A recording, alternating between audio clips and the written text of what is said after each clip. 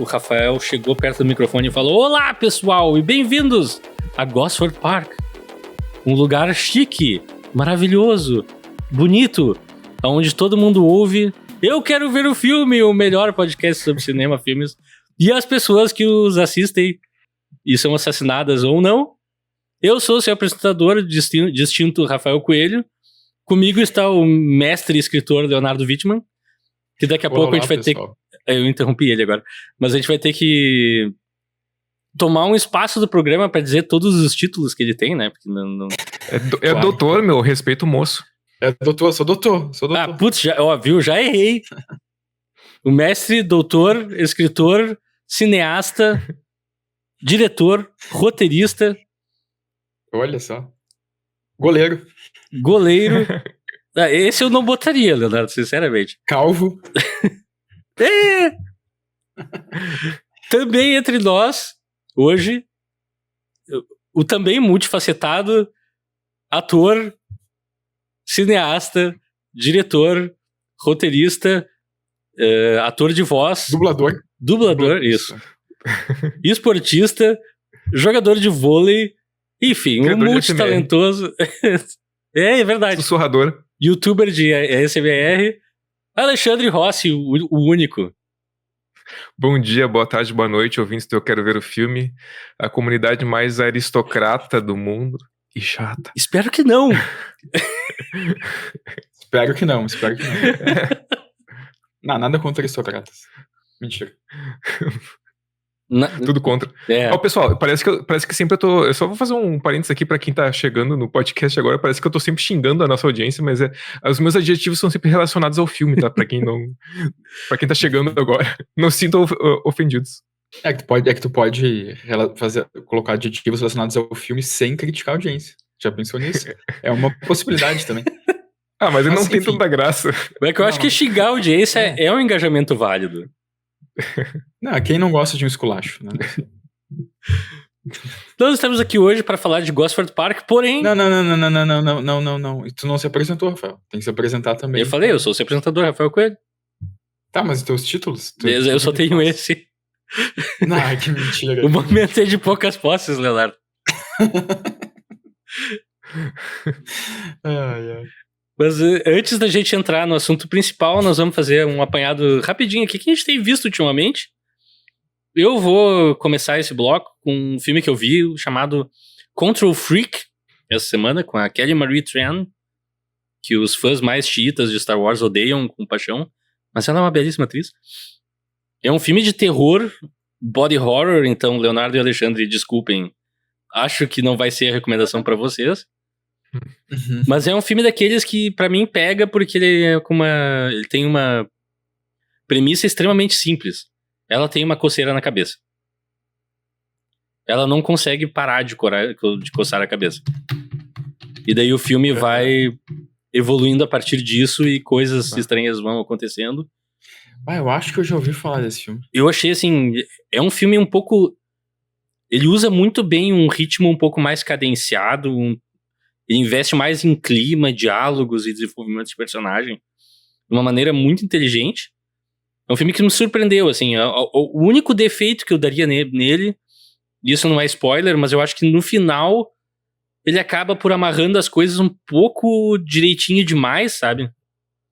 Te deixa menos aberto pra interpretação, assim, mas, cara, a jornada vale, sabe? Então fica pra mim quer dizer, fica a minha recomendação. Pra quem gosta de terror, body horror, tem bastante coisa pesada nesse sentido nesse filme. Se tu não tem estômago pra isso, não assiste. Mas, porém, para as pessoas que gostam, vale a pena. É uma jornada, assim. Qual é o nome do filme, de novo? Control Freak. Deixa eu ver o título que pegaram no Brasil, inclusive. Eu devia ter visto isso antes, porém... É um filme de quando? De qual ano? Desse ano. Esse Recém saiu, né? Interessante. Maníaco do Controle, aparentemente. Uau. O pior título possível pra esse filme, mas é o mesmo filme. Tem uma formiga saindo de um olho no pôster. Acho que eu vi isso aí. Acho. Pôster esquisitíssimo. Mas então eu abro o chão agora para os meus colegas, estimadíssimos Tu abre colegas. no chão, nossa, A gente tem que tentar ser pomposo hoje, né? verdade. Eu ando assistindo algumas coisas, mas eu queria destacar uma série, já que eu não assisto muitas séries. Quase nenhuma, né? Acho que esse ano eu assisti White Lotus e Last of Us, mas eu não sou um cara muito de séries, assim. E daí, no último final de semana, na última sexta e no último sábado, eu assisti uma série de 8 episódios na Amazon Prime chamada A Melhor Irmã, com a Jessica Biel e a Elizabeth Banks. Quem é a melhor irmã? E. Pam, pam, pam. Fiquem aberto. E foi uma série que, sei lá, me fez entender por que eu não assisto séries. Porque, sei lá, é uma série que eu vejo.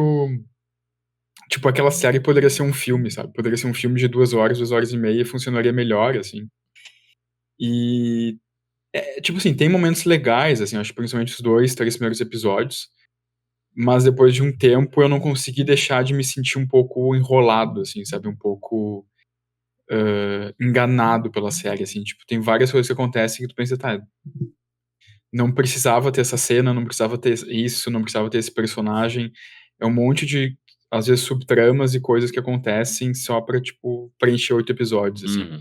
E acho que isso é a minha bronca principal com as séries, assim. Parece que não todas, mas a maioria é um pouco isso, assim, sabe? É um pouco, tipo, a gente tem que fazer esse número de X episódios, então a gente vai dar uma enroladinha ali na meiuca e mais pro final, assim.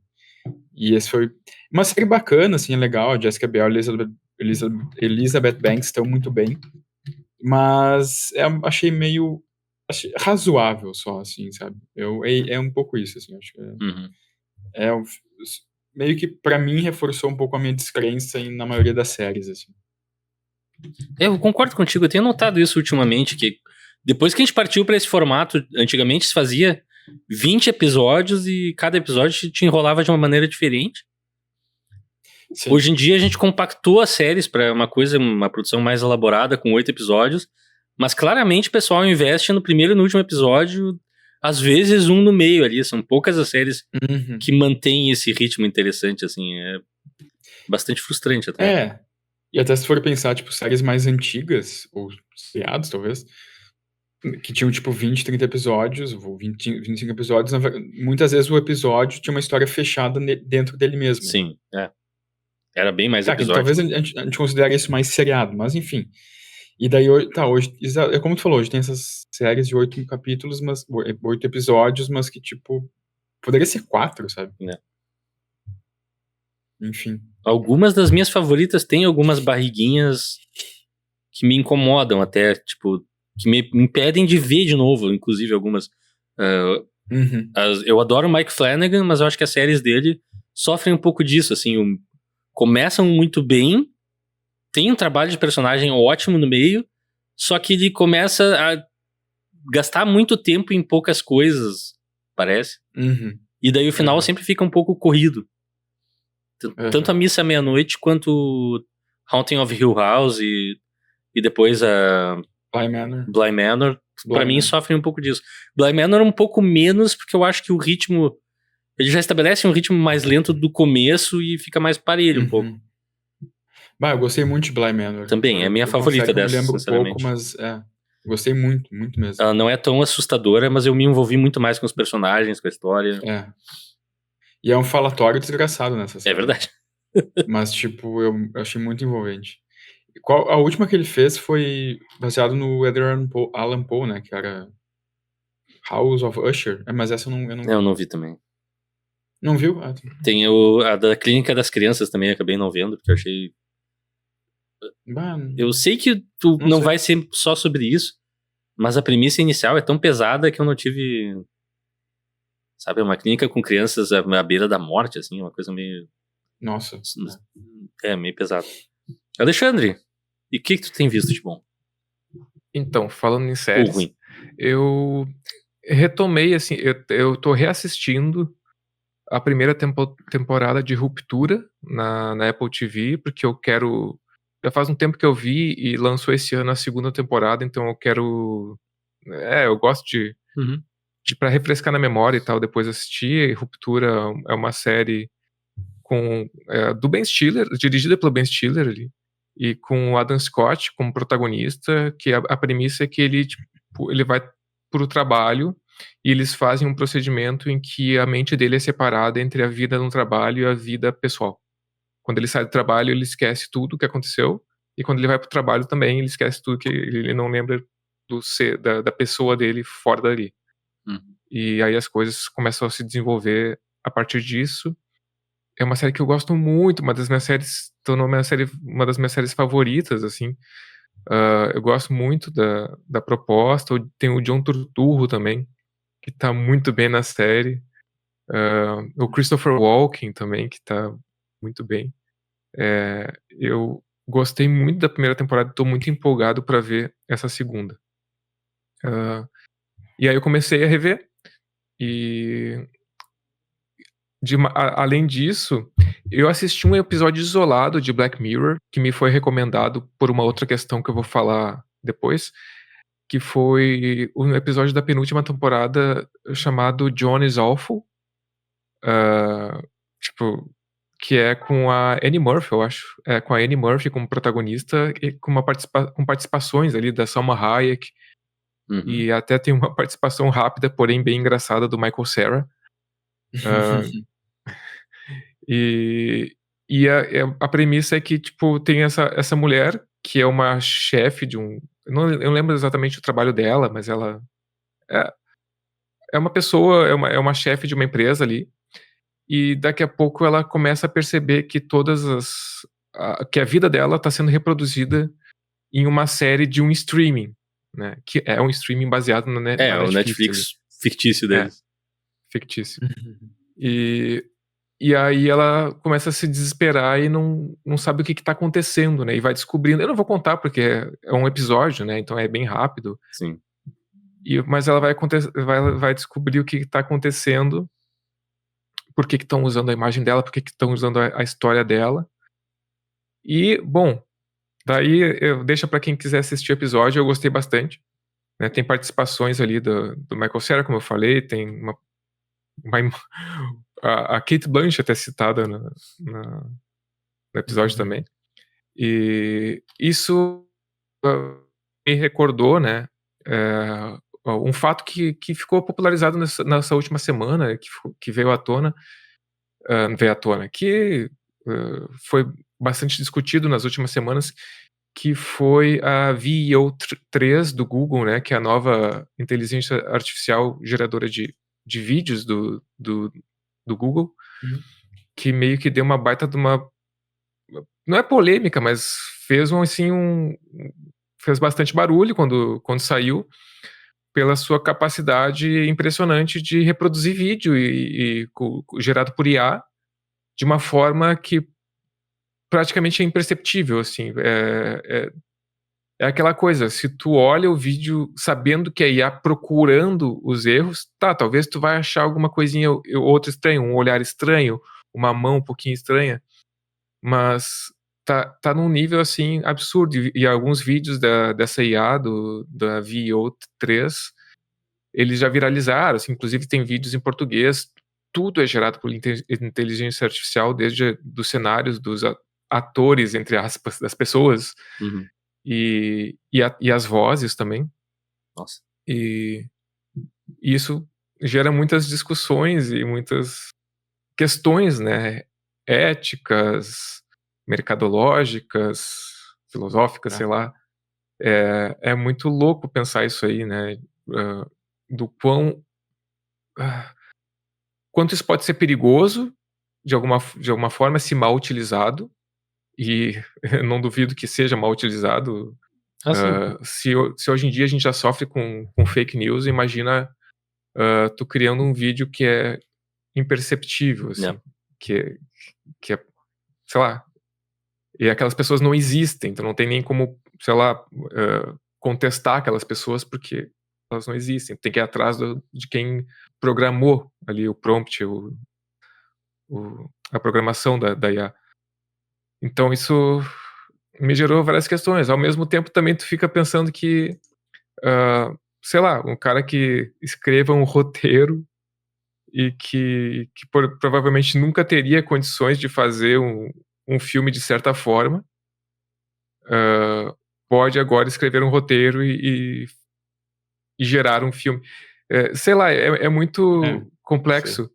Quando a gente entra isso me lembrou, quando a gente entra na faculdade de cinema, assim, cru, né? Sem muita experiência, uma das coisas que a gente aprende é escrever conforme a nossa realidade. Uhum. É escrever algo que tu possa filmar, né? E isso acaba meio que, no começo ali, limitando algumas ideias. E aí eu fiquei pensando que também isso seria uma possibilidade.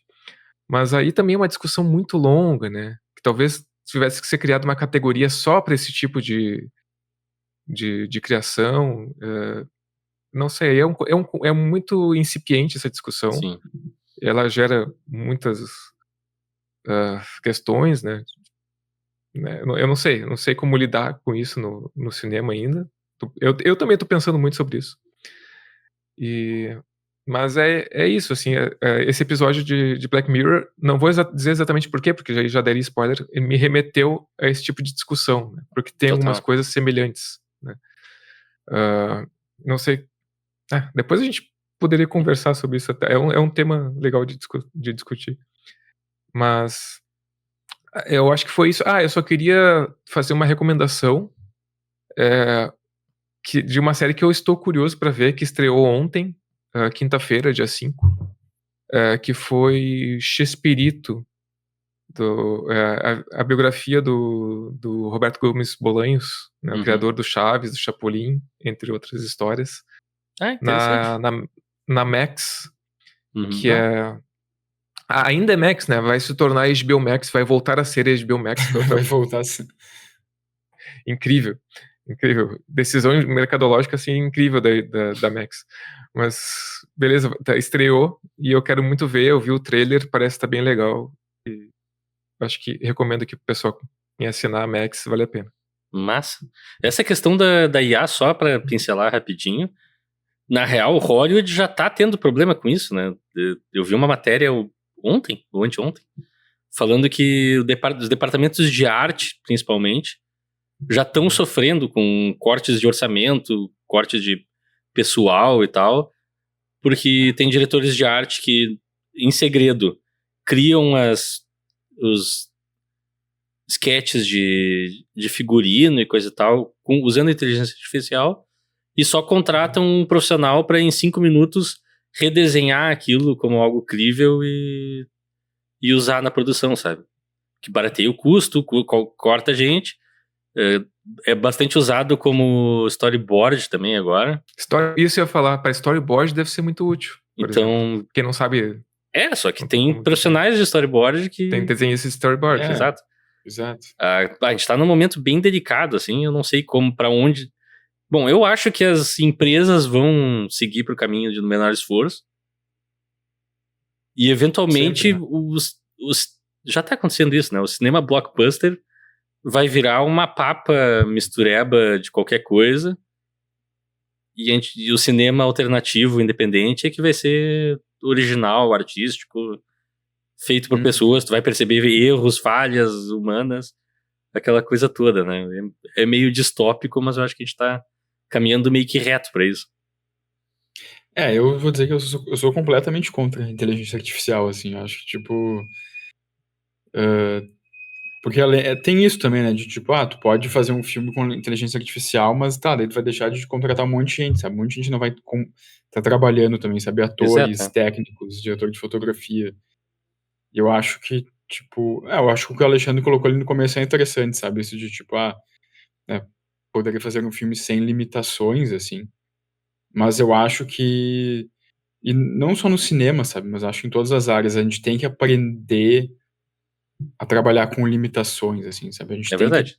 Eu concordo 100%. Ter esse tipo de comportamento, assim, sabe? De trabalho, assim, de não ter tudo na nossa mão, assim, de saber entender como tu trabalha com menos, assim, sabe? Porque senão Isso gera criatividade, né? Se tu tem tudo ali Sim. a todo tempo. Tu vira Jorge muito- Lucas. Não sei se não sei se vira Jorge Lucas, mas é que fica daí tudo muito. Não sei se a palavra é fácil, assim, sabe? Mas eu acho que a gente se acostuma a meio que. Sei lá. Não, é aquele. Acho que a gente vive num momento de que a gente acaba refletindo menos sobre as coisas, sabe? É isso. A gente quer tudo muito fácil, assim. Se sabe? toda ideia se torna Isso eu possível, acho tu vai muito- pensar muito menos sobre o que tu ruim. faz. Isso é inerente, eu acho. E daí É tudo muito- vai ser mais. Tudo vai ser mais igual também, sabe?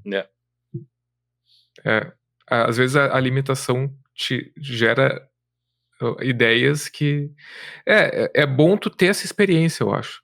Tu ter que lidar com isso pra justamente saber criar na dificuldade. Eu vou trazer um exemplo muito pessoal que tem muito a ver com isso. Mas quando eu tava dirigindo um curta-metragem que eu dirigi em 2015, foi lançado em 2015, Há que era o 10 Movimento anos do atrás. Escuro. 10 anos atrás. Eu tinha uma cena que eu tinha decupado. Decupagem é quando tu descreve os planos, né? Quando tu faz uma listagem dos planos, enquadramentos que tu quer numa cena. E aí eu tinha feito vários para uma cena específica. Eu tinha feito uns 5, 6. Por um curta-metragem, uma cena é bastante. Uhum. Só que chegou na hora de filmar e a gente já tinha quase estourado o tempo da diária, assim. Tava, assim, tipo, faltava nada de tempo, pouquíssimo tempo. E eu tinha que filmar aquela cena. E eu peguei a decupagem ali, eu, assistente de direção, tipo, cara, tu não vai conseguir fazer isso aqui. E era cena tipo, complexa, com movimentos de câmera, traquitanas. Traquitanas. Aí eu, porra, tem que resolver essa cena aqui que eram vários planos com um plano só. Uhum. Aí eu peguei, na hora eu tive que criar um negócio, eu vi que tinha um espelhão na sala. Eu peguei e usei um pouco do espelho, um pouco das pessoas, do enquadramento das pessoas, e acabou que ficou um dos meus planos favoritos do filme, assim, a cena foi toda Acho num que eu me plano só. lembro. Não era num lugar de ensaio, assim, tipo, num Era estúdio? numa sala, Eu me uma lembro sala, vagamente. Uhum. tipo um camarim de teatro, que eu tinha decupado vários planos e tinha um espelhão, e depois assim, vou usar o espelho para refletir os personagens que eu queria que estivessem em quadro, em certos planos, e colocar em primeiro plano outros. E ficou uma coisa que eu mergulho bastante, assim, eu nunca teria pensado nisso na decupagem. Então, eu acho que vai ao encontro, tipo, às vezes a gente lidar com limitações faz florescer ideias legais, assim. Mas também tem esse outro lado de que uma pessoa que nunca teria orçamento também para fazer alguma coisa um pouco mais elaborada tem essa condição. Acho que é uma discussão uma coisa interessante, para se ter, né? Eu já vi gente dizendo, talvez criar uma categoria como existe para animação, uma categoria para filmes feitos por IA, para não também tirar o lugar, né, porque é como se fosse uma ação, né? Em parte seria. Ao mesmo tempo que que pode infelizmente tirar ou reduzir o trabalho de muitas pessoas, também alguém tem que programar, tem que saber programar, né? Então, sim, não sei se uma pessoa só consegue programar todo um filme por IA, ou teria que ter uma equipe de programadores também. Aí, sei lá, uma discussão mais ampla. Eu, sinceramente, assim, eu não sou 100% contra, mas também não sou 100% a favor. Eu fico em cima do muro. É uma ferramenta. Pode ser bem utilizada e pode ser mal utilizada. A questão é que a gente está na fase de deslumbre em que todo mundo pensa que, ok, a IA pode substituir trabalhadores, pode substituir pensamentos, pode substituir ideias. E o ideal não é isso. O ideal seria tu ter as ideias e usar a IA como um assistente teu próprio, que tu testa as tuas ideias com mais velocidade, assim, só isso. Mas, enfim, isso já é uma opinião pessoal, não é tanto... Claramente não é para onde a gente tá caminhando, então eu tô também assustado com o momento, que eu acho que é preocupante. Precisa de legislação, né? Eu acho que vai precisar de legislação sobre isso. Com certeza. Principalmente quando se lida com empresas e CEOs tomando decisões por pessoas, né? E sim, por pessoas, porque CEOs não são pessoas. Dito isso, A gente entra no assassinato em Gosford Park, onde tem alguns CEOs, eu imagino. Mas pouquíssimo, mas nada de inteligência artificial. Bom, toda a Inclusive, na inteligência feitura em cartaz é artificial nesse filme.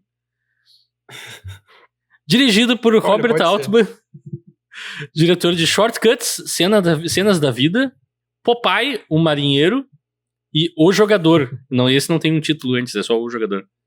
Tem mais alguns filmes também, ele na verdade dirige desde a década de 60, é um diretor famoso, renomado, mas eu não conhecia muitos filmes dele, então eu fiquei com esses mais populares.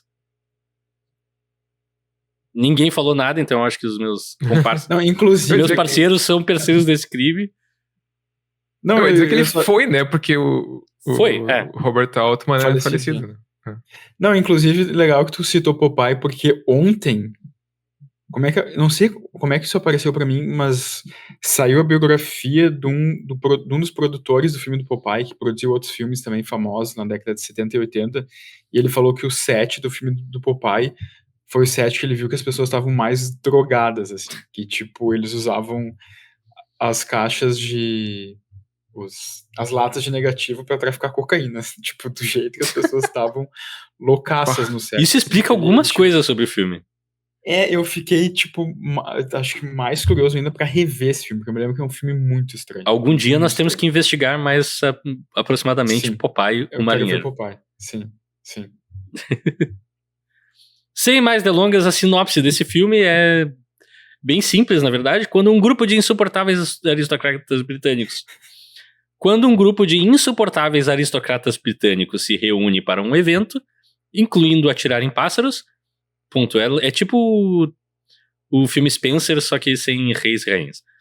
Um exército de empregados, empregadas, valetes, e cozinheiras, se forma um exército dessa gente toda, se forma ocupando todo o andar inferior da casa. Ponto.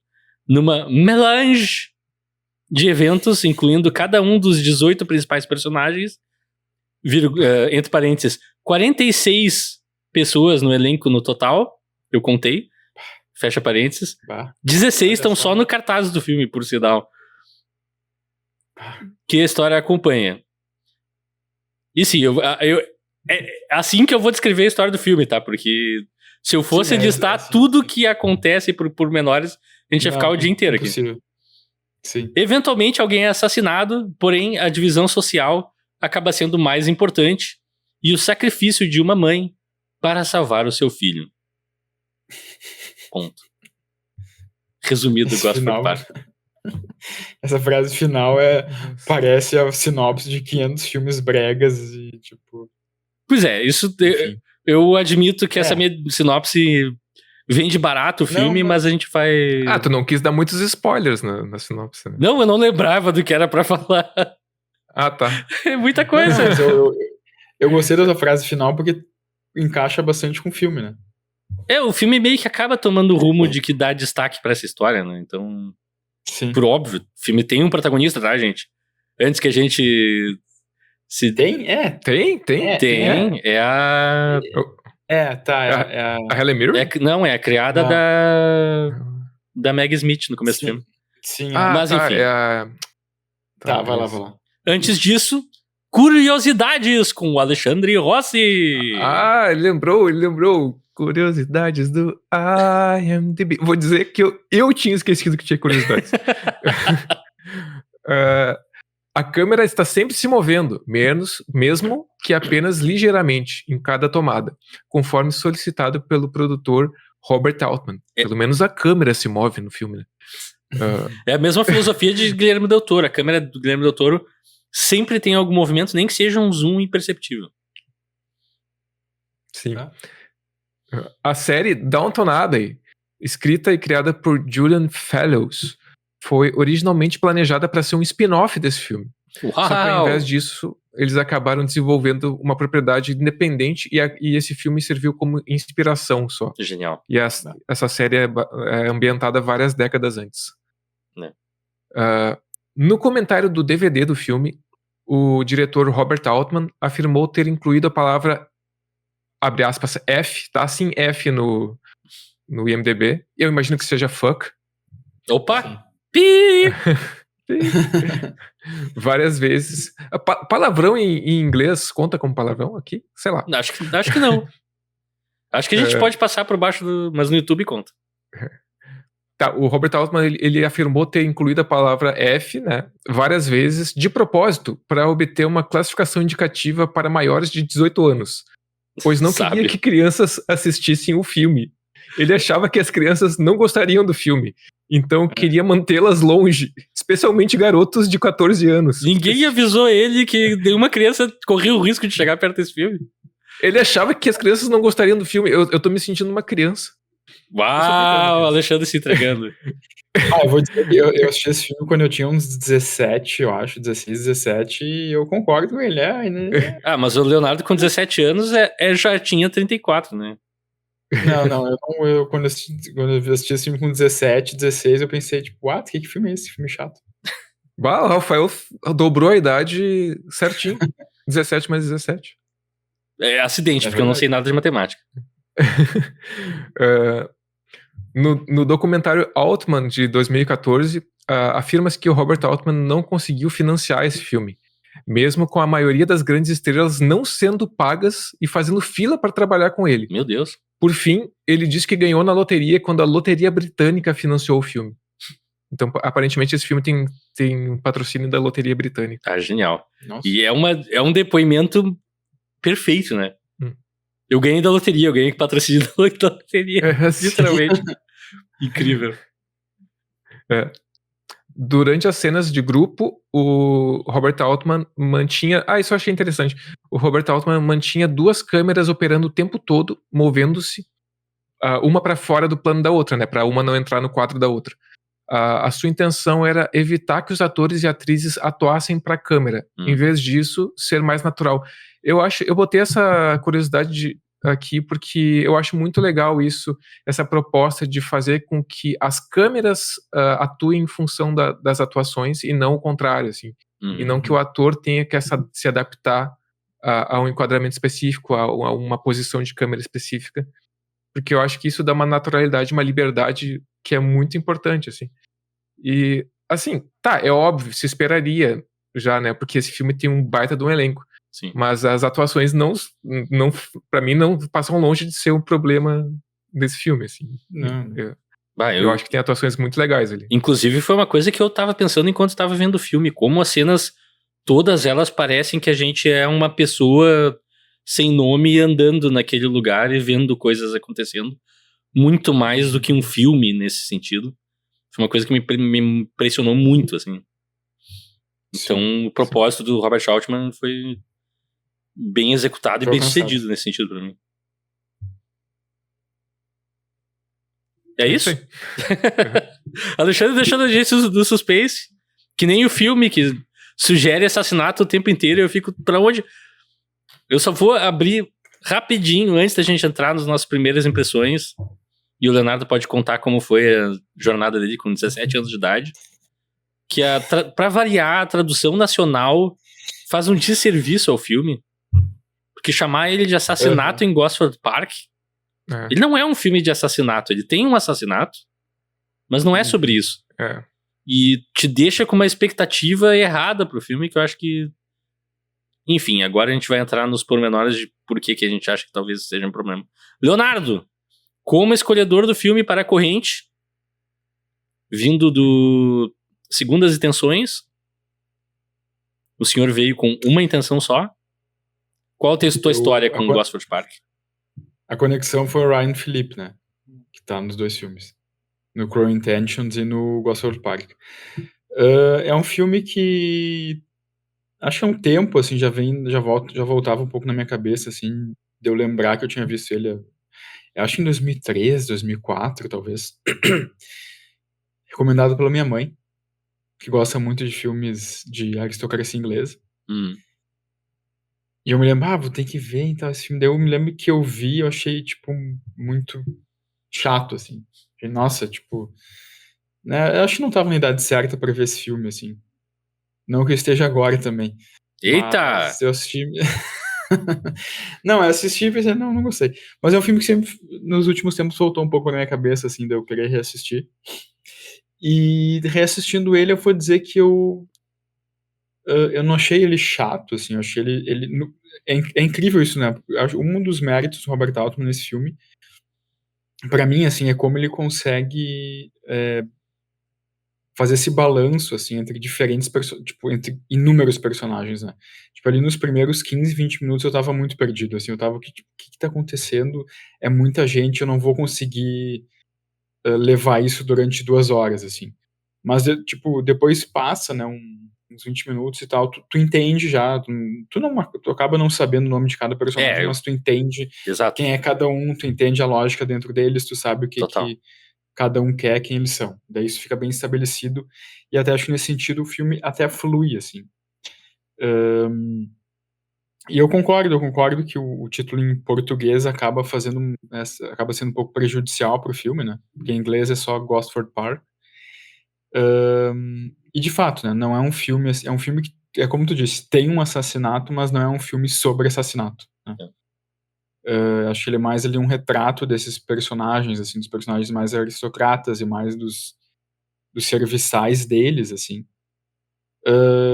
Que acho que ele tenta fazer eu não acho que não tenta fazer uma crítica social, acho que não é isso, acho que é só um retrato social. É muito mais um recorte do que uma crítica, eu acho. Uhum. Exato, é um recorte, assim, né? E acaba tendo um assassinato em determinado momento que, pra mim, é algo que acaba ficando mais em segundo plano e é algo que, né, tu percebe que é algo de propósito, mas eu questiono algumas coisas que acontecem depois, assim, do assassinato, alguns fechamentos que ele dá que eu não sei se acabam não dando destaque demais pra essa parte do assassinato. Mas, enfim, por enquanto é isso. Alexandre, eu quero te ouvir. Eu tô falando dos fechamentos, eu achei o final meio anticlimático, assim, depois mais pra frente a gente pode falar sobre isso. Mas eu tive dificuldade com esse filme, cara. Assim, eu posso te dar 2 certezas. Com certeza ele não é o pior filme que a gente já falou aqui no podcast. Tá? Nossa, Talvez tamo tá Eu longe tô disso. assustado já. Mas eu achei o filme mais chato que a gente já falou aqui no podcast. Não, pode ser. Uhum. Não, obviamente a gente já falou sobre filmes bem piores. A gente já falou sobre o filme da FIFA, que a gente já falou sobre Godzilla, não sei qual ano. Mas peraí, mas Godzilla é entretenimento de cabo a rabo. Não, é verdade. Godzilla pelo menos não é chato. Não, mas eu achei. Algumas coisas eu achei interessantes. Eu achei as atuações muito boas, gostei muito da Helen Mirren nesse filme. O Clive Owen tá bem também, ele tem bastante destaque no filme. Mas assim, meio que a sensação do Leonardo inicial foi uma que acabou perdurando mais pra mim. Eu tenho dificuldades com filmes com muita informação. E esse caso é um filme com muita informação de personagem, assim, muitos núcleos. E eu fiquei. Isso me gerou uma dificuldade de compreender a narrativa e eu perdi informações, assim, eu não gosto quando isso acontece. Aí eu acabo meio que me desvinculando do filme, eu tive que parar de assistir e voltar a assistir. E é curioso porque eu acho que ele, além do Ryan Phillippe, ele tem uma conexão com o Segundas Intenções, que é essa coisa de falar sobre as elites eu acho que até no Segundas Intenções chega a ser uma crítica, eles fazem, como eu falei no episódio, eles fazem uma crítica mais não tão aprofundada, mas é uma crítica tá lá, ali. E esse filme, realmente, ele é mais um recorte de várias situações que ocorrem no entorno dessas pessoas que são muitas vezes pedantes, chatas, insuportáveis. Eu vou rezar por elas essa noite. Muitas vezes? Ou sempre? Sempre. A Meg Smith Vou rezar filme, por todos os personagens essa noite. A Meg Smith é gloriosamente detestável nesse filme. Nossa, muito, é verdade. Uau, que trabalho. E o diretor, aquele estadunidense. Ai, que chato, meu. Sim. Não, o ator. O Bob Balaban. É ator? Morello, alguma coisa? É o ator? Não, o ator é o pior, mas Tem o produtor também, o O produtor, carequinha de óculos. Inclusive, que ele quer fazer o filme igual ao filme. É. Ele quer fazer o filme que é a mesma coisa que eu achei uma coisa meio um clichêzão ali também. Que é um dos criadores da história do Gosford Park, aquele ator. Ah, é? O Bob Sim, é um Balaban dos colaborou roteiristas, com o Altman. Ah, não sabia. Mas esse caráter de colocar o espectador, que vocês falaram, que eu até não tinha me atentado tanto, mas que realmente agora vocês falando me remeteu a esse sentimento vendo o filme. Isso eu acho legal, assim, um caráter de colocar o espectador como tipo um voyeur ali da situação, Uhum. né? Um espectador invisível no meio daquele palácio, não sei o que é aquilo, Uma mansão. uma mansão, né? Uma mansão. Isso eu achei legal, eu acho que funcionou isso. Só acho que é curioso, é uma experiência muito paradoxal, porque é um filme cheio de informações, mas que eu achei que consegue, com todas essas informações, ser lento. E não sei. É isso. Ele tem coisas positivas, né? O elenco é uma coisa muito positiva, esse caráter da direção é uma coisa muito positiva, mas foi um filme que eu tive dificuldades até de compreensão em certos momentos. Então, tive essa experiência. E já tinha ouvido falar do filme, nunca tinha visto, e também acho que essa questão do título me atrapalhou, especialmente, porque eu fiquei pensando, cara, é um filme de assassinato e investigação, é tipo Coronel Mostarda com castiçal na sala de música. Referências ao jogo Clue ou Detetive, né, pra quem não conhece, aliás, um grande jogo. Mas acaba não sendo isso, e daí tu fica esperando, e o assassinato só ocorre com muito tempo de filme, assim. Acho que se fosse uma coisa mais de investigação, seria muito mais no começo, que o Dumbledore, né, acaba tendo aquele evento. E não, né, então isso me atrapalhou. E o título original é só Gosford Park, poderiam ter mantido simplesmente. Né? Exato. Isso foi uma burrada. Bom, tradução de títulos brasileira, ou acerta em cheio, como Superman 4 Em Busca da Paz, ou faz coisas tipo isso. Ou Alien 2 A Missão, ou Alien O Oitavo Passageiro, que é melhor título que só Alien. Sim, mas muito enfim, bom esse título. É isso por enquanto, Alexandre? Fala, Rafael. Sim. Tá, então eu vou começar, eu vou ser o chato do rolê, eu vou esculachar geral, vou já começar matar a cobra e mostrar o que dizem. O assassinato vai acontecer agora. Eu comecei a ver esse filme e... Tá, eu vou... Sem mais rodeios. Eu acabei adorando esse filme. Opa! O Rafael gosta de todos os filmes. Foi muito estranho, porque esse filme não tem nada do meu estilo, não é um tema que me atrai, não é uma... Eu gosto de mistérios de assassinato, mas como eu falei, esse filme... O assassinato demora mais de 1 hora pra acontecer. E sim, eu também prestei atenção... Na hora que aconteceu o assassinato, eu olhei o tempo de filme pra ter certeza, porque eu achei que ia ser importante pro podcast. Mas ao mesmo tempo, assim, esse recorte, essa colcha de retalhos que ele cria da sociedade com as duas classes ali interagindo, não sei, o filme acaba tendo um elemento meio hipnótico pra mim, quase. Que eu entrei naquele clima ali, eu não senti o filme lento, não senti chatice. Eu me senti sempre, estou como se eu fosse um convidado naquele lugar, vendo situações, vendo elementos. E eu gostei que nem todas as cenas se resolvem, nem todas as situações são explicadas. A gente pega só o contexto que a gente precisa para entender basicamente o que tá acontecendo, o que tá na cabeça desses personagens. Como o Leonardo falou, eles fazem um bom trabalho de distinguir um personagem do outro, apesar desse número excessivo, assim.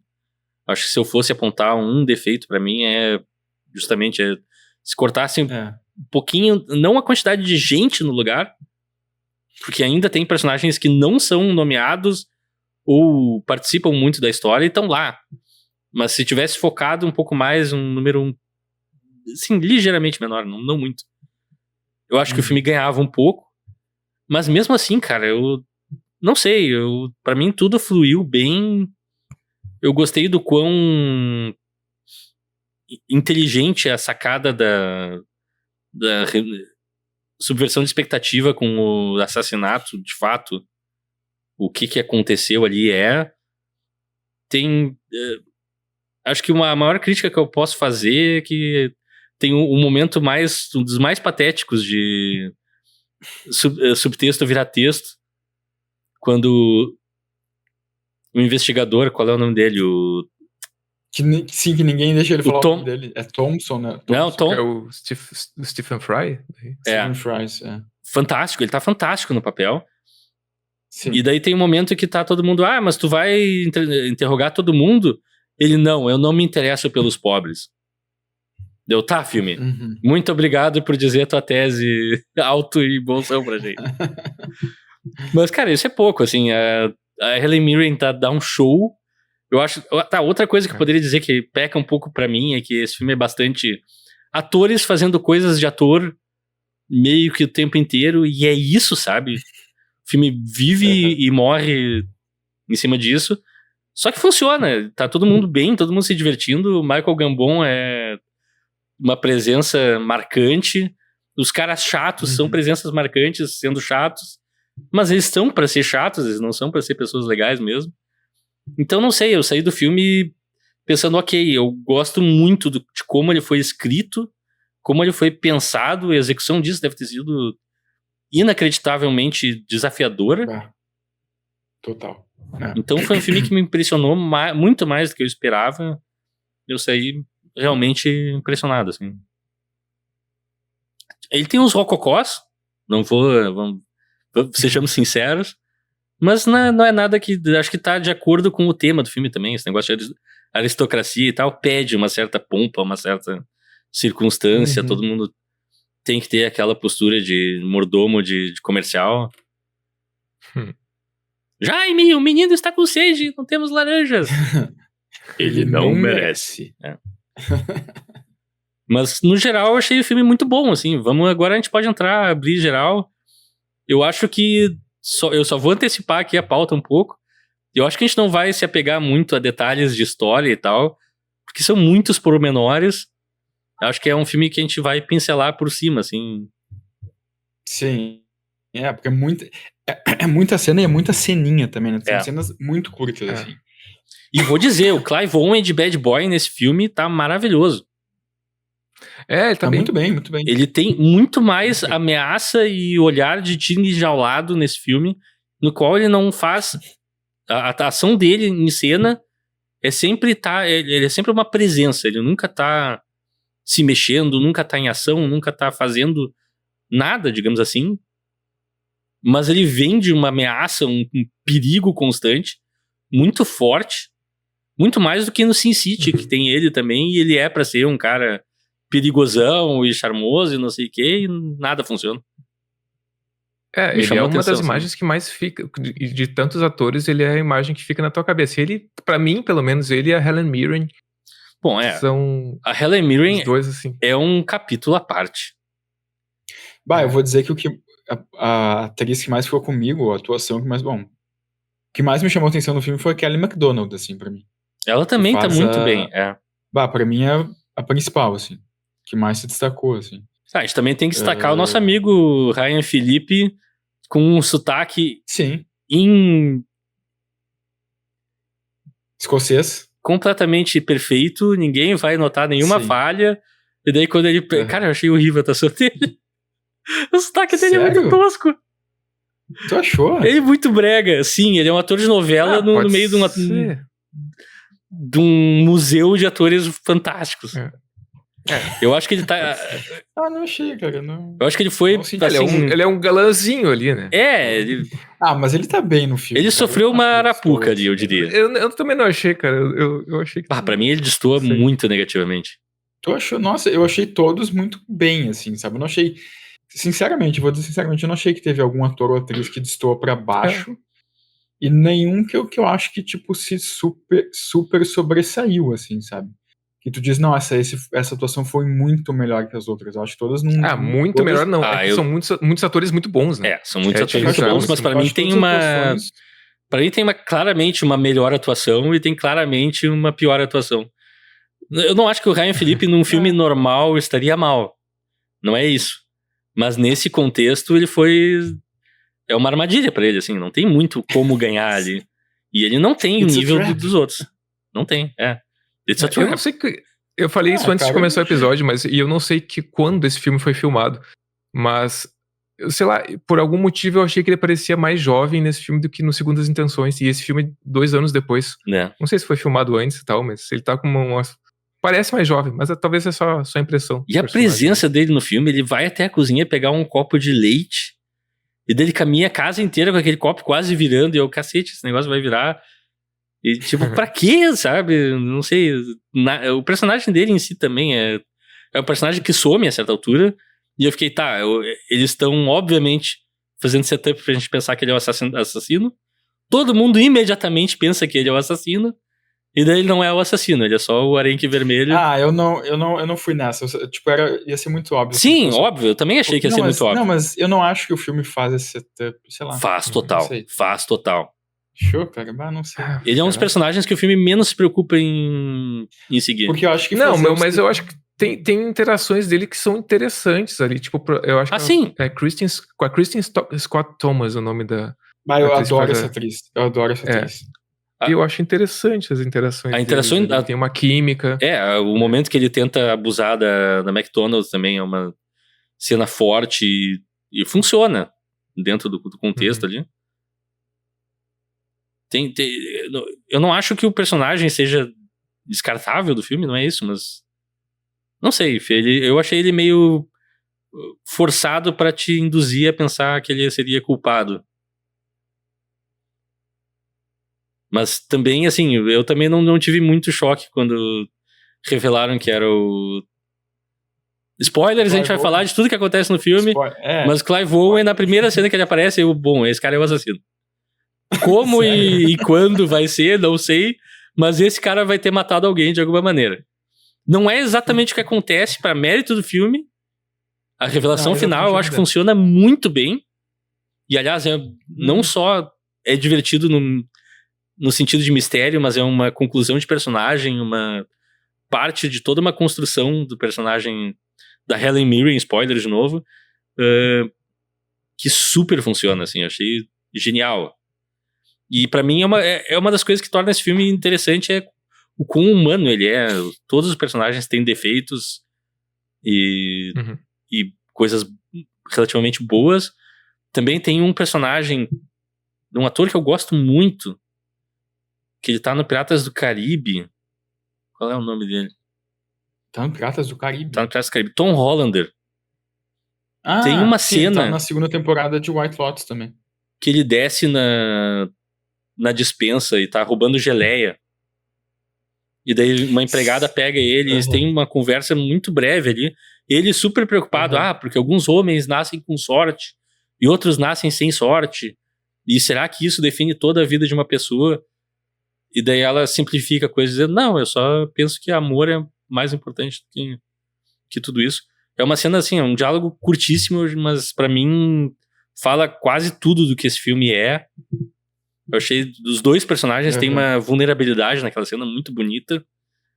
Super funciona, assim, esse cara é um fabuloso ator. Ele tá experimentando geleia de morango e depois de amora. Isso. Tipo, come um pouquinho das duas. É bem legal essa cena mesmo. É bem legal essa cena. E esse é um cara que passa de aristocrata nojento, expostamente, assim, pra, de repente, essa figura pequena, quebrável. Eu acho que tem um pouco disso de todos, não todos ali, mas muitos ali são isso, né? Eles têm essa imagem de aristocrata, principalmente, acho que a personagem da Maggie Smith, assim, né? Que é essa senhora super arrogante, super, tipo, faz as coisas pra mim, cadê meu chá e blá blá blá. Ela bate no nível, segundo as intenções, de pessoa odiosa, que eu me deleito toda vez que ela tá em cena. Tem até o personagem do Michael Gambon, que também. A mulher vai levar o negócio pra ele, eu não sei o que ela leva, que ele, tipo, dá um tapa na uma xícara? Que ela leva Sim, uma mas coisa dele. Tipo, é o índice de ser meio que assassinado. quebra. Sim. Tipo, não queria isso, é outra coisa. Ele queria uma outra coisa. Ele sempre, não queria isso aqui. Tipo, quebra essa. E com aquele cachorro insuportável dele. É um filme sobre pessoas odiosas, né? É. Mas É. eu voltando um pouco pro que o Alexandre falou, eu concordo um pouco com ele, assim. Porque eu acho que a minha sensação vendo esse filme foi um pouco parecida, de tipo. Eu não consegui me relacionar muito com o filme, assim, não consegui entrar muito no filme. Mas não necessariamente porque tem esse contexto de aristocracia, até porque eu comentei no episódio passado que eu vi um filme de 93 chamado Vestígios do Dia, com o Anthony Hopkins e a Emma Thompson, que também é um filme sobre aristocracia, no caso, a aristocracia inglesa também. Claro, tem bem menos personagens, mas também se passa basicamente todo numa mansão, e é um filme incrível, assim, incrível. E eu fiquei um pouco pensando sobre esse filme enquanto eu assistia, ou depois de assistir Gosford Park, assim, e eu acho que, pra mim, e também um pouco o que o Rafael falou, né?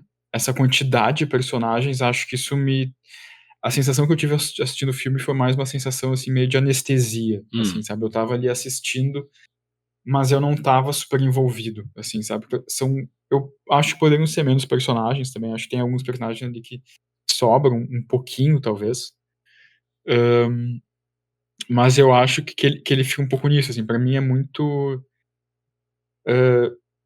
Por mais que eu ache também que a protagonista seja a Kelly MacDonald, assim, ou que seja que tá mais perto de ser uma protagonista, eu acho que são tantos protagonistas ou tantos coadjuvantes que pra mim fica um pouco difícil entrar no filme porque eu não sabia muito.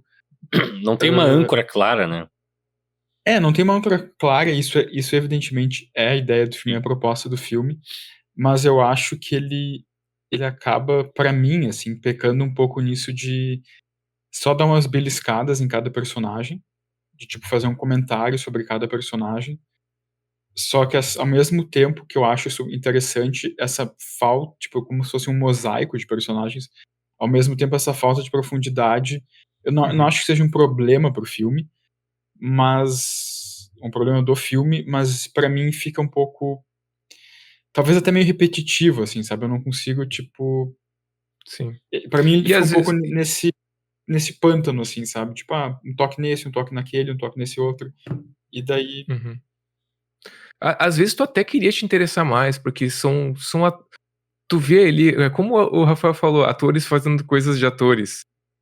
Tu vê ali que tem alguns atores que são tão bons e são tão. Eles passam uma ideia de, com até pouco tempo de tela, um certo mistério, eles te instigam a querer saber mais e o filme acaba não aprofundando tanto.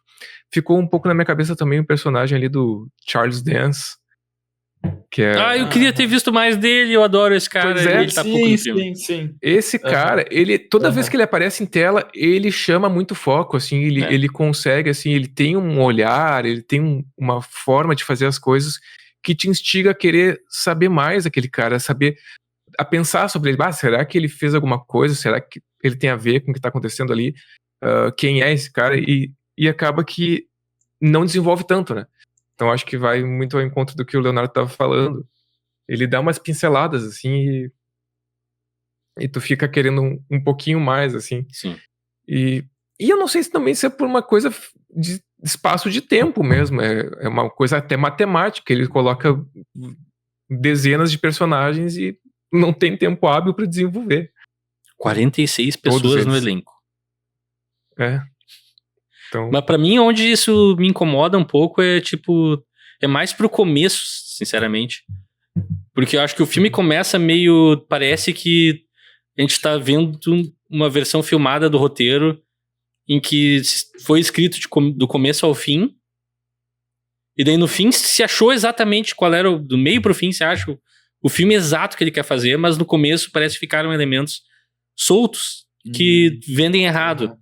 Porque pensa, os primeiros 20 minutos do filme são os momentos mais importantes que qualquer elemento que tu apresente na cabeça do espectador vai sempre ficar, isso é importante. E tem um momento lá no começo que uma mulher tá entrando na festa Um cara puxa ela pra um canto e começa a falar de dinheiro e de não sei o quê. Tem todo uma subtrama ali. Isso vai ser importante pro filme. E não é, nunca. Eles resolvem lá perto do final, meia boca, assim, tal coisa aconteceu, ok. Sim. E o filme tem algumas armadilhas que ele cai nesse começo que me chamaram a atenção nesse sentido. De que, se a gente tivesse um começo um pouco mais neutro com os personagens, não tentando achar tanto o gancho deles de cara, teria funcionado melhor até. Que eu acho que é isso que acaba tirando a gente do filme um pouco. Não sei o que vocês acham. Não sei, eu não tinha pensado sobre isso, cara, mas... o filme tem realmente algumas coisas que ele joga e não ficam tão resolvidas, assim. Que eu não acho que não é necessariamente um problema, é só que eu acho que quando tu coloca isso numa posição de destaque no filme, te causa uma expectativa que ele não cumpre. E daí isso te dá É que eu acho que tudo, pra mim, a sensação, eu concordo, assim, a minha sensação geral também foi que um pouco que tudo ficou tudo é meio que resolvido de uma maneira meio superficial, assim, sabe? Ao mesmo tempo que tudo, que ele pontua tudo, parece que nada realmente é relevante, assim, sabe?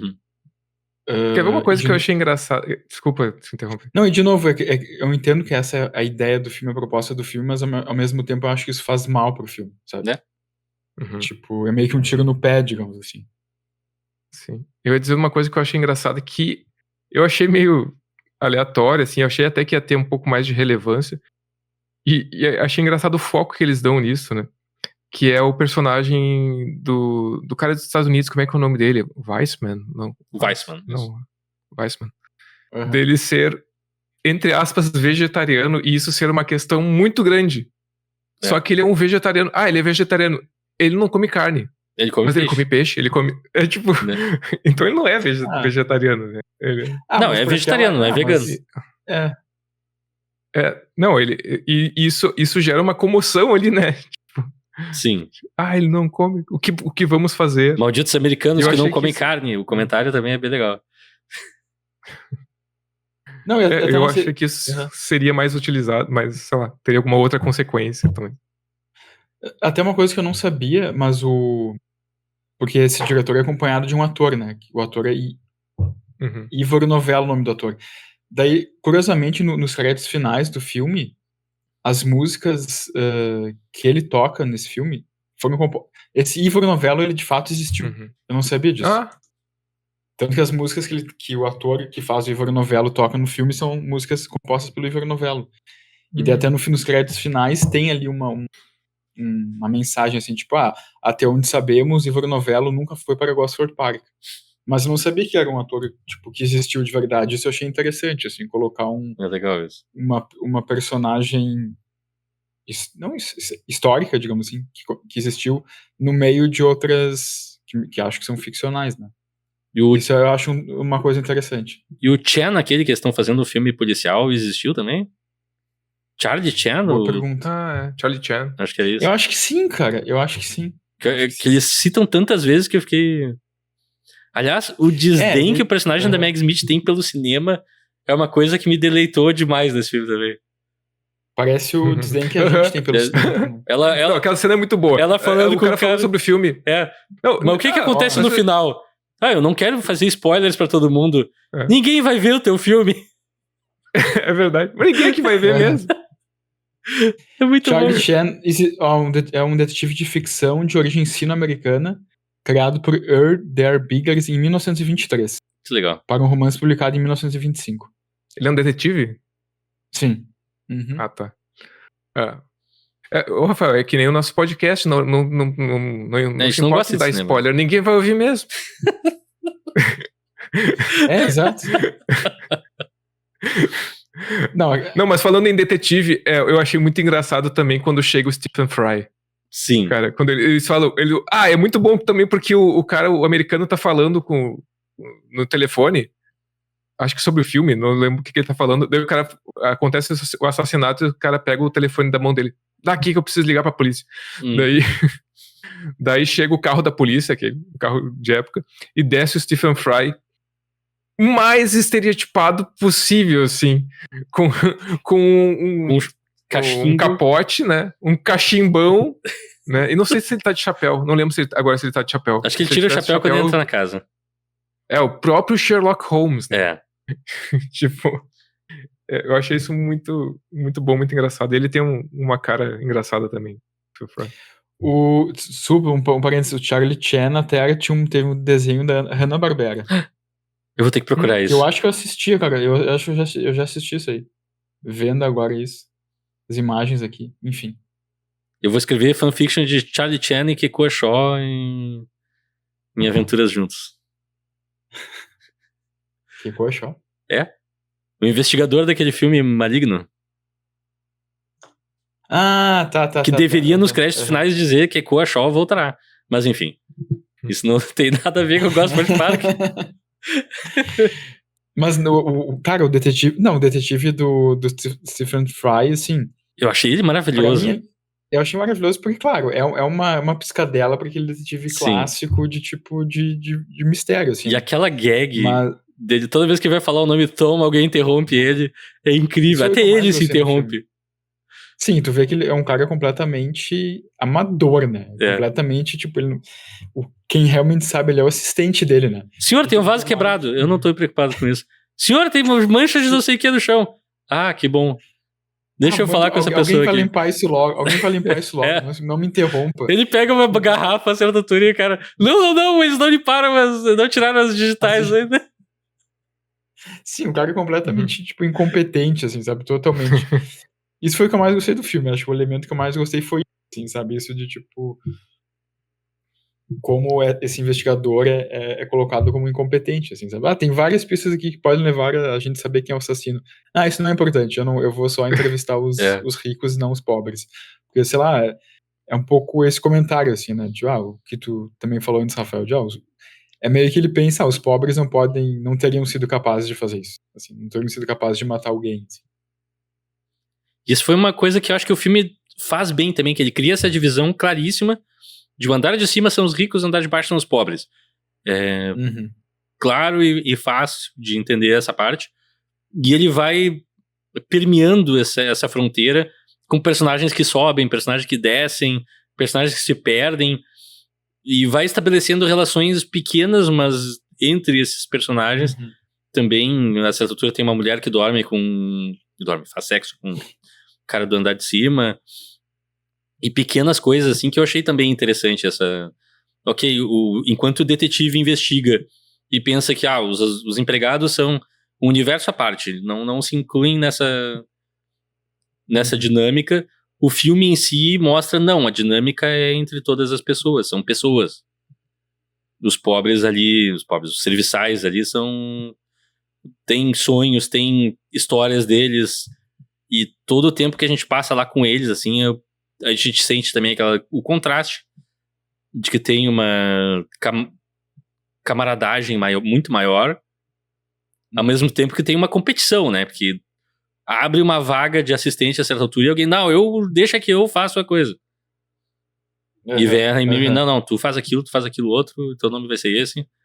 E aí eu vou ter que destacar meu amigo Richard E. Grant, a estrela de Warlock. Ele tá no Warlock, ele faz Warlock. E que, cara, ele faz o ideal mordomo, só que tem um twistzinho no jeito que ele atua, que não é só aquela empáfia. Ele é um cara brincalhão, meio irreverente, ao mesmo tempo que ele leva o trabalho dele com seriedade, faz as coisas que ele tem que fazer, que eu achei muito fascinante também, assim, é outro personagem que eu queria ter passado mais tempo com ele. Eu veria um filme só dele, basicamente. Esse filme dava pra desmembrar.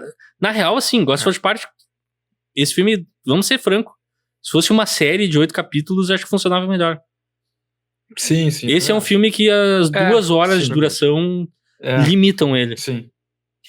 É um pouco a exceção da regra, né? É um filme que poderia ser uma série, não o oposto. Que a gente poderia entrar melhor em todas as relações, poderia explorar melhor os personagens, e ao mesmo tempo acho que ajudava um pouco na dinâmica de não ficar muito tempo numa coisa só. Eu acho que sim. Até pelo ritmo que ele tem, se ele fosse uma série, ele não precisaria nem alterar muita coisa na direção.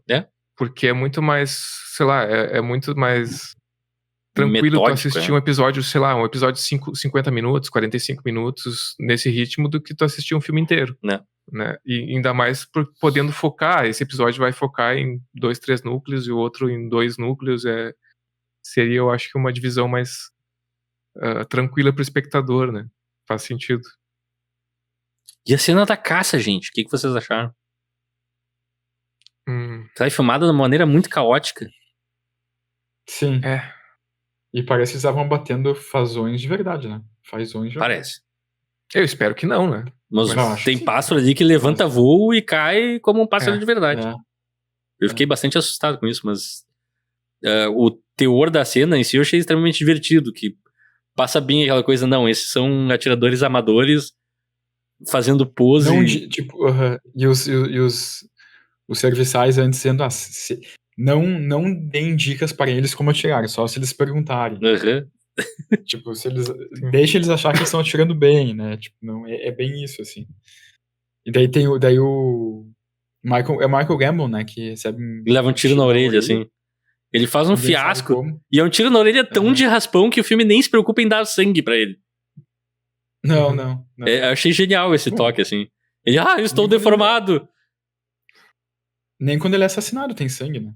Isso também achei um toque interessante. É verdade, porque tem um pouquinho de sangue, mas aí é justificado, né? Sim. O corpo dele é esfaqueado post-mortem. Exatamente. Que eu achei genial. E sobre os tiros, vocês sabiam que essa modalidade, ela existe, é uma modalidade olímpica, só que, claro, né? Hoje em dia se faz tiros, os discos que são pratos, né? Sim. Então, isso é uma coisa bem, bem antiga, só que eu imagino que antigamente, infelizmente, se fazia com pássaros mesmo, né? Sim. Como se faz no... Não, se faz até hoje, só que não olimpicamente. Sim. Digo, pessoas praticam com pássaros até hoje. É engraçado como esse filme, pra mim, teve paralelos também com o Spencer. Que é outra proposta e coisa, mas as batidas são quase todas as mesmas. É um grupo de pessoas muito ricas sequestrados no sentido de isolados nessa casa, convivendo juntos, e aquela coisa também, a divisão entre serviçais e coisa. O Spencer é muito mais pela metodologia da coisa, mostra muito mais os serviçais como um mini exército. Ok, vocês têm que fazer isso e aquilo, os pratos são esses, aqueles, a gente tem que ser perfeito. E esse filme é tudo mais caótico, é tudo mais orgânico, assim. Achei também um paralelo muito interessante, assim, entre os dois filmes. Inclusive com uma caça no meio, tudo bate... Sim, é verdade. Só que no caso do Spencer, ele não mostra muito o ponto de vista dos criados, porque toda a história é centrada na Diana. Exato. Ele é um filme de um foco único, assim. Da Kristen Stewart. E aí, até pra mim, um pouco, ficou muito mais tranquilo de acompanhar ali. Eu gosto mais quando o filme é mais centrado em poucos personagens. E o Spencer também é diferente, porque ele tem uma coisa mais de... Tem um terror psicológico. Terror psicológico. Mas sim, a ambientação me remeteu bastante. Tem outros filmes também, mas daí eu vou deixar mais pro final. Eu tenho 2 indicações de filmes parecidos. Mas sim, esses filmes de aristocracia que se passam numa mansão, tem alguns, né? Na história do cinema. Outra coisa que me impressiona é o quanto tempo a gente passa dentro da mansão, sem cena externa. Eu não sei te descrever sequer como é esse prédio por fora. E é um filme que não parece claustrofóbico. É verdade. Que, sinceramente, assim, ele faz um bom trabalho de ampliar aquele espaço de tal maneira que eu não senti falta sequer de um plano estabelecedor. Nem no começo do filme, ele já começa centrado na porta, basicamente. E os personagens também acho que Diga. Aqui ele tem poucos planos fechados também. Acho que na maioria das vezes que tu vê os personagens falando são planos mais abertos. Tu vê os dois em cena, né? Tem vários planos abertos. E muitos planos poluídos que eu acho muito bonito também de assistir. Que é um plano de alguém, uma pessoa com gente passando, com coisas sendo esbarradas, histórias acontecendo no fundo. Tem, às vezes, Sim. 3 pontos de... Não digo de interesse, porque o interesse tá no primeiro plano, mas daí tu vê um vidro e alguém tá passando ocupado, alguém tá indo pra algum lugar. A gente sempre tem a impressão de que pessoas estão fazendo alguma coisa. Que eu achei muito bom nesse filme, assim. Que é difícil. Sim. Cara, pensa em estar fazendo filmes, filmando cada um desses pedaços sozinho, focado naquele momento. Tu fazer tudo e se encaixar, passar essa energia, é muito complicado. Sim, não, total. Eu tava me lembrando de uma personagem também que a gente não falou muito, que é o personagem da Elsa, que é a atriz Emily Watson, Uhum. que ela é a que também, acho que ela se envolve... Tem ali uma parte do filme que ela tá servindo o Michael Gambon na janta, e daí a Kristen Scott Thomas discute com ele, alguma coisa de dinheiro, talvez. E daí a Elsie meio que vai lá e defende ele, né? Ela isso não é justo, não sei o quê. Daí deu um climão, né? Dá um climão, assim, nossa, a criada levantou a voz. Ela é demitida porque ela tem um caso com ele. Ela tem um caso com ele, né? Isso que eu tava tentando me lembrar, o que era ali, o que tava no subtexto, digamos assim, sim. Isso fica bem estabelecido, né, que tem um caso com ele, assim. Né? Esse filme também fala muito sobre casos, assim, né, sobre esses casos escondidos, assim, também. Tem a cena As vidas secretas da realeza, aquela coisa. Encontra o... eu não sei quem é que tá, me perdi nos personagens, quem é que tá transando, eu acho que no andar de baixo com uma das outras criadas, né? Quando a Kelly MacDonald chega pra lavar o vestido da Meg Smith. Isso. É um dos americanos, mas não é o Ryan Phillippe, é o outro que mal aparece. Agora eu não lembro quem é também. É um carinha bonitinho. Mas a Kristen Scott Thomas também, né? Ela tem um caso com o Ryan Phillippe. Sim. Ou quer ter, ou os dois querem ter. Eles consumam, só que o Ryan Phillippe tenta ir atrás da Mary por um tempo, ela nega, e daí ele volta atrás. Sim. Sim, o Ryan Phillippe depois foi estabelecido que, na verdade, ele é um ator, né? Ele é um ator ali fingindo ser um dos serviçais. Assim. O Ryan Phillippe atuando como algo que ele não é, um ator. Que isso, Rafael? Mas o que é isso, cara? Ele tá bem, tá bem nesse filme. Tá bem Rafael nesse filme, destilando seu veneno. Nos Segundas Intenções. Ele tá melhor nas Segundas Intenções, isso eu concordo. Ele tá lá, pelo menos. Nos dois filmes. Tá bem nos dois Aqui filmes. ele é um... Ele aparece. Aparece bastante. A cena que ele tem com a Mary, a atriz McDonald agora, eu só sei o nome dela como McDonald. Kelly MacDonald. E com o... o Clive Owen. É tanto nome de gente que eu fico complicado. É uma humilhação, né? Porque ele tá tentando falar e o Clive Owen, tudo que ele fala, soa bíblico. A McDonald consegue fazer tudo ser crível. Ela consegue embasar tudo numa realidade muito forte. E o pobre do Ryan Phillippe ali, não sei o que. Saia daqui, menino. Nessa? Quando o Clive Owen pega ele tentando pegar a Mary. Que ele chega pra Mary e diz, não, fica aqui um pouco, espera um pouco. A costa está limpa, agora tu pode sair. É curtíssima a cena, mas o Ryan Phillippe ali destoa demais. Sim. Mas também, assim, eu nunca fui um fã do Clive Owen. Nunca achei ele um mau ator. Mas esse filme me surpreendeu, assim, a presença que esse cara tem nesse filme é impressionante, assim. Ele em poucas cenas consegue te construir todo um personagem que lá no final, com a confissão da Helen Mirren, arredonda tudo, assim, achei muito, muito bem feito. E o que vocês acharam do twist final, né? Que, ao fim e ao cabo, o assassinato era a vingança de um filho bastardo que odeia seu próprio pai, que o abandonou, e a mãe que, antecipando isso, sem falar com o filho, imaginando que aconteceria, envenena o próprio chefe, pra quando o filho chegasse, esfaquear um corpo já morto e não se tornar um crime. Achei isso genial. Achei de uma poesia belíssima, assim. Eu não gostei tanto. Sério? Quer dizer, eu gostei enfim, do momento em si do assassinato, eu achei interessante, mas eu vou dizer que o fechamento ali, a revelação, assim, dessa história, que foi a Helen Mirren, e porque o Clive Owen é filho dela, e o Michael Gambon engravidava todas as funcionárias da fábrica onde ele era o chefe, e daí Helen Mirren largou o Clive Owen ainda quando bebê. Achei que... Eu não sei, cara, eu fiquei com a impressão que eu achei que pra mim seria mais interessante se o filme deixasse um pouco mais na dúvida quem matou, assim, sabe?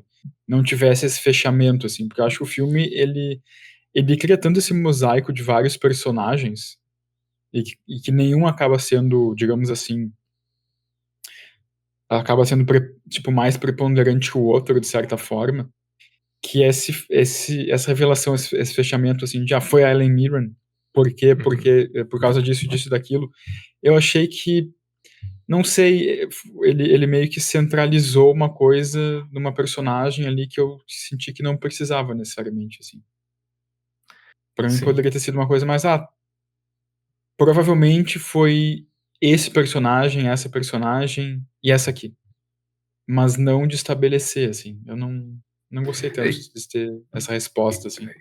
Eu achei que a resolução, o que aconteceu eu acho interessante, como o Rafael falou. O fato, esse fato, né, daquela mãe tentando se antecipar, como ela fala, eu acho, eu vou antecipar a minha cena favorita do filme, que é a Helen Mirren, simplesmente uma cena simples, da Helen Mirren falando sobre o trabalho dela de criada, e como ela tem que ter uma antecipação, né, que ela já prevendo o que ela fez no final do filme, né. Sim. Que eu simplesmente gosto dessa cena porque eu acho a atuação maravilhosa. É muito bom ver a Helen Mirren falando. Mas o que aconteceu eu acho interessante, mas a forma como isso é mostrado em cena, eu acho meio morna. Por isso que eu falei que o final pra mim é anticlimático, é tudo muito oral, né? Então o filme todo é oral, o filme todo Ele é bem mais Theldon Show. Exato. Que muita gente E considera um problema.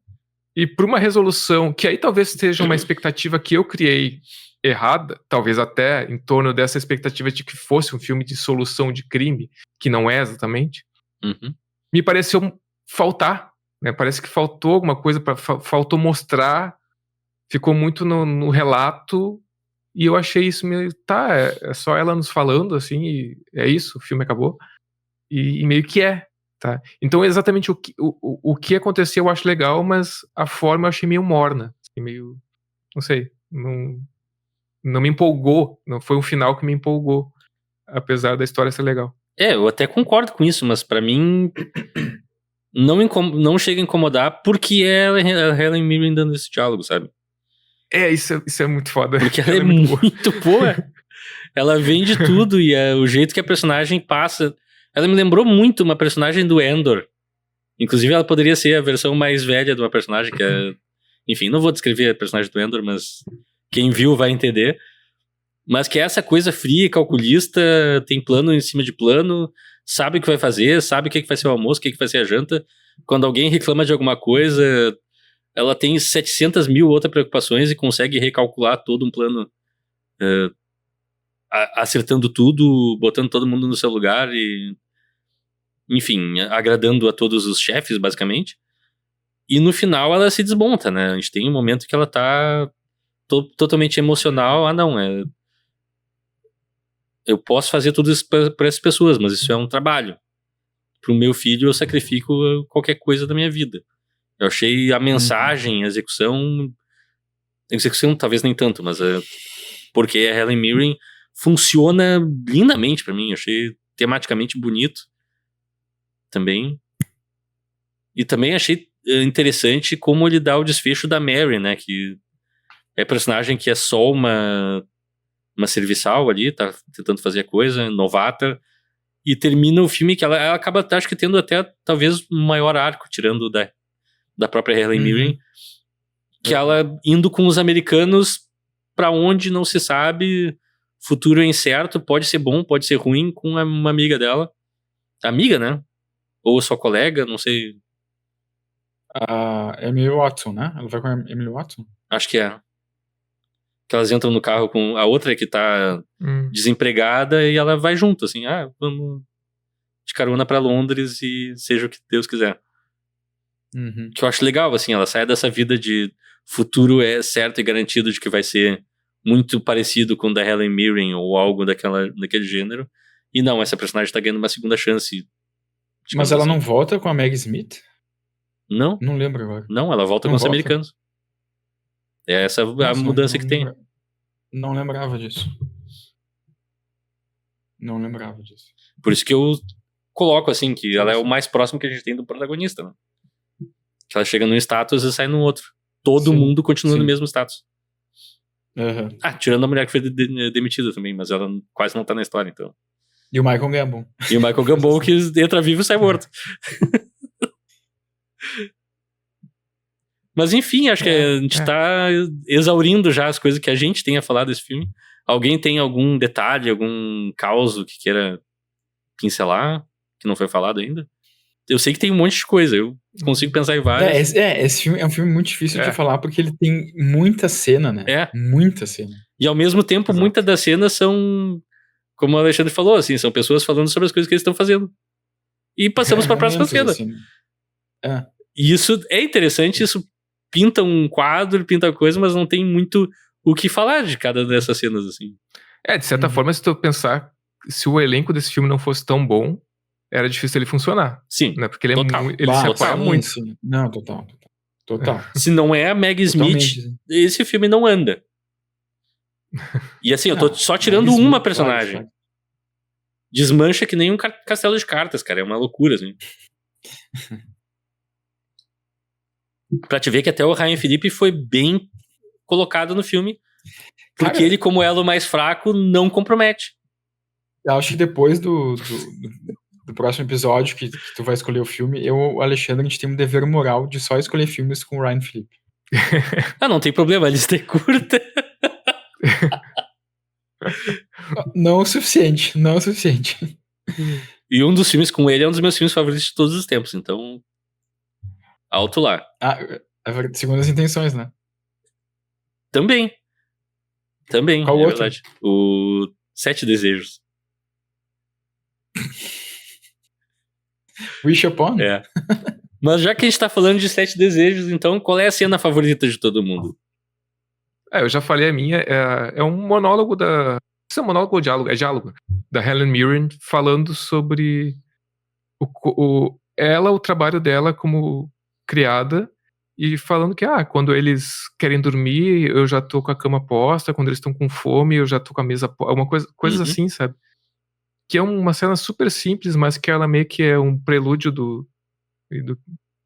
ela meio que não entendeu o que ela fez ali, né? Essa cena me deixou perguntando se o Aaron Sorkin não apareceu na sala de roteiro pra escrever uma cena, porque o diálogo é muito Sorkin.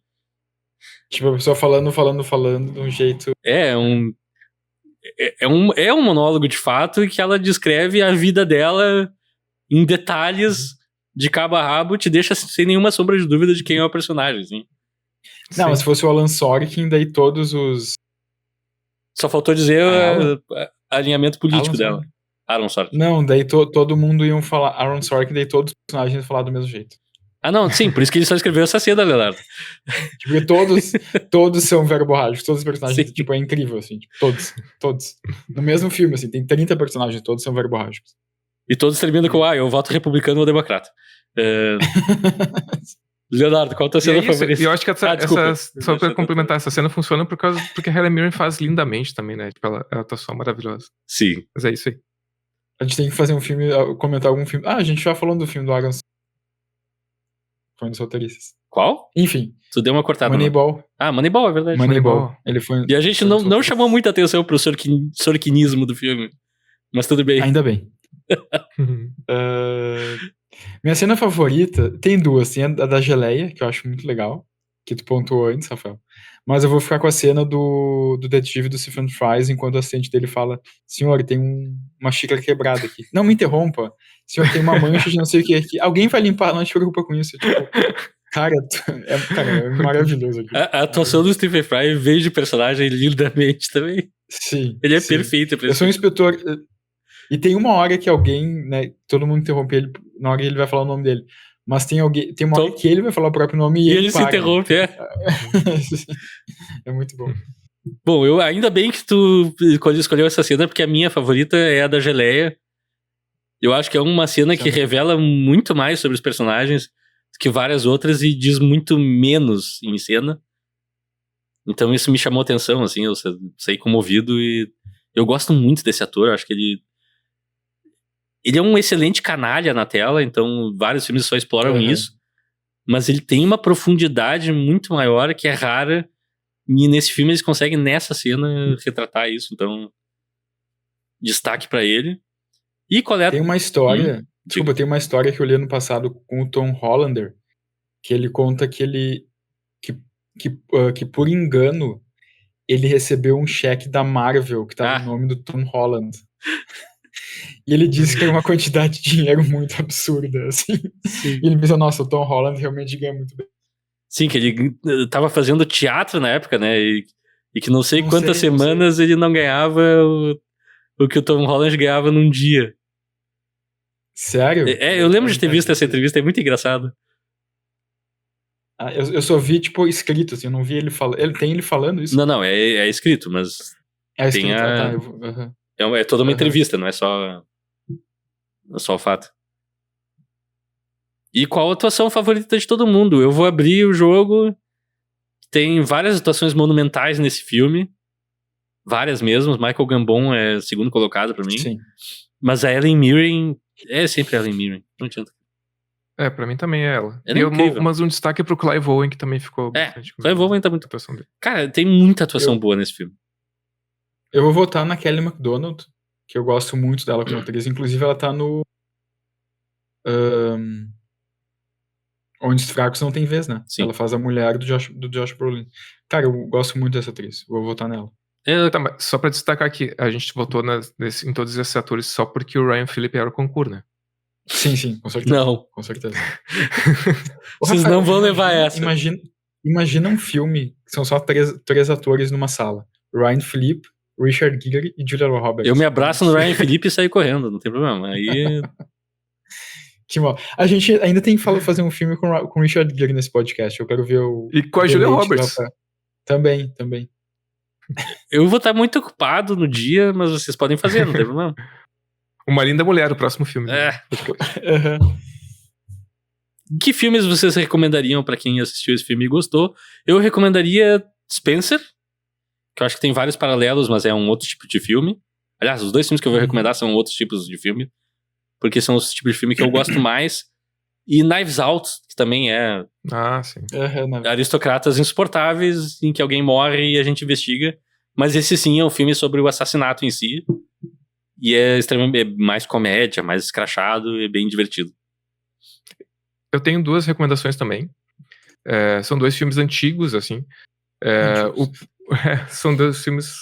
1910. Antiquados. Não, dos anos 60. O Gabinete do Doutor... primeiro, o Golem. O primeiro é um filme mexicano, dirigido pelo Luis Buñuel, que é O Anjo Exterminador.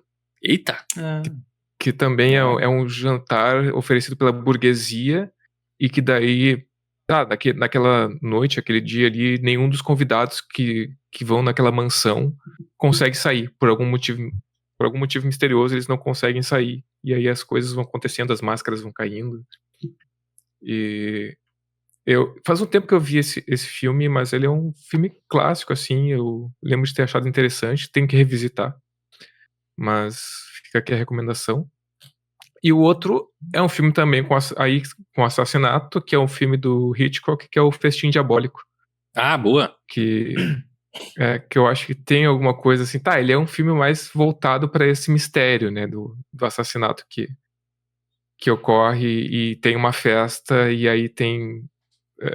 Bom, eu não vou dar spoilers do filme, né? Mas eles têm... É uma aposta ali que é feita, e...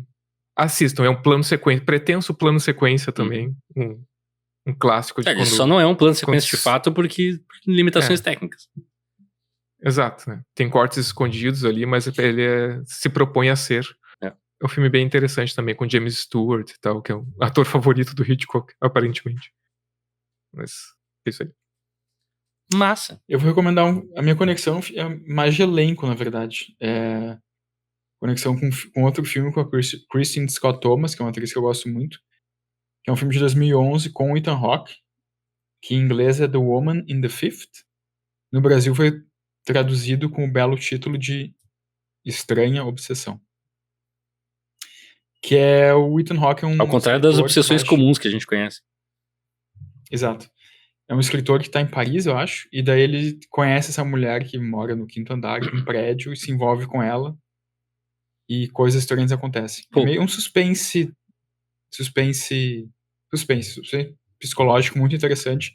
Faz mais de 10 anos que eu vi esse filme, mas eu ainda quero trazer ele em algum momento pro podcast também. Pô, essa viagem do Ethan Hawke pra Paris rendeu, hein? Sim. Ele fez várias coisas lá. Ele... Enlouqueceu, conheceu uma mulher, não conseguiu escrever um livro, teve passaporte apreendido. Tudo isso acontece no filme. Ah, tá. Mas não tem outro filme dele em Paris? Essa era a piada. Deve ter. Tem, o Antes do Anoitecer. Isso? Antes do Pôr do Sol. Obrigado. Segundo. Então, qual a nota final que todo mundo dá para Assassinato em Gosford Park? Eu dou 6,5. Eu vou dar 5,5. 5? Para um filme com 5,5. atuações mirabolantes, uma direção que é o equivalente de jogar facas pra cima e ficar tirando elas. Ah, Leonardo. 5,5. Isso que tu trouxe o filme, inclusive. Eu sei. Eu tô os filmes que eu tô trazendo não estão me empolgando. tirando Hellboy. O outro foi o Amantes Eternos, que também foi meio... Pois é. Mas, enfim, eu saí do meu marasmo de dar nota 5 e 6. Esse filme, pra mim, é um nota 8. Por pura execução e talento na tela. Pra mim, é inegável, assim. Não é meu tipo de filme, não é... Eu não saí dele pensando, meu Deus, que filme maravilhoso, eu quero revisitar 50 vezes e morar em Gosford Park. Não é isso. Mas eu apreciei, assim, eu achei... é legal ampliar os horizontes, assim, de vez em quando. Até porque a mansão de Gosford Park lembra um pouco a tua casa, né? Eu poderia morar lá e nunca ser achado. Poderia. Não lembro da minha casa. Ué? E pro próximo episódio... é a minha vez. Então... Eu tô suando frio. Queremos dicas. Claro. Voltou a possibilidade do Rafael. Está todo mundo sob tensão extrema agora. Oi? Antes diz o filme que tu não escolheu. Que tu ia escolher umas 2 opções, né? Eu tinha 2 finalistas. Um era uma escolha rafaelística clássica, básica, e a outra é uma escolha não convencional. E daí, não convencional. Antes do podcast, eu perguntei pros meus relatores e disseram, vai pelo não convencional, porque ser Rafael é muito chato. As pessoas não te aguentam. Beleza. Então eu descartei o Warlock com Richard E. Grant. Tá. Que eu acho que é a escolha mais Rafael. É um filme B, terror / ação, que eu acho extremamente divertido, tá? Mas eu gostaria de ver. Ficou pra trás. A oportunidade dele vai chegar, não tem problema. Eu não tô tão preocupado com isso, porque o Warlock é fácil de conectar com muitos filmes. Mas aí o filme que eu escolhi, por tema, acaba sendo mais lógico até, porque também é um filme de pessoas numa mansão e um assassinato acontecendo. Knives Out? Não é Knives Out. É de 1985.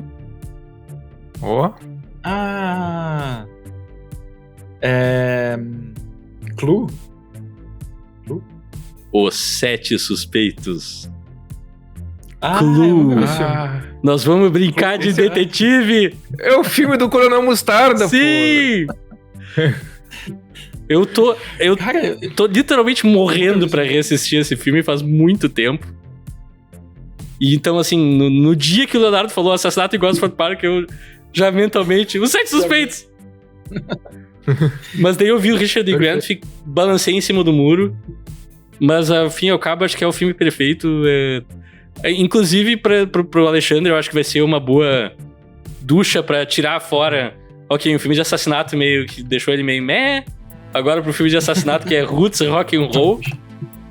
Mas eu vou te dizer, como sempre acontece, eu acabei mudando. Não mudando a minha nota, eu nem sabia que nota eu ia dar pra esse filme. Mas eu gostei muito da discussão e vocês trouxeram coisas que eu achei muito. Que são muito relevantes no filme, daí eu acabei dando até uma nota boa. Minha média é 6, tá? Eu dei 6,5 pra esse filme. É verdade. Eu achei. Mas eu dei a nota mais baixa. E o Leonardo era o patrocinador do filme no podcast. É verdade, é verdade. Pra tu ver. Pra tu ver. Então vocês podem nos seguir nas mídias sociais, podem nos seguir a gente no YouTube, no Instagram, tudo que é lugar, procura para Eu Quero Ver o Filme, nós estamos lá. Apoiem a gente, deem comentários, likes, aquela coisa toda. E até a semana que vem, alguém quer deixar uma mensagem de despedida pra todo mundo? Não. Eu sou um inspetor